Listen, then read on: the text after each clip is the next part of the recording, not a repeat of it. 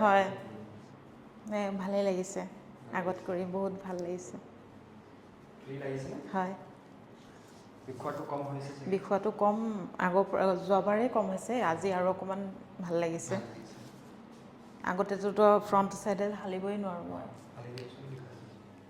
এনেকৈ কৰিলে মানে বেক ছাইডে নাৰ্ভবিলাক কঁকালৰ পৰা তললৈকে পূৰা টানে এতিয়া তেনেকুৱা হোৱা নাই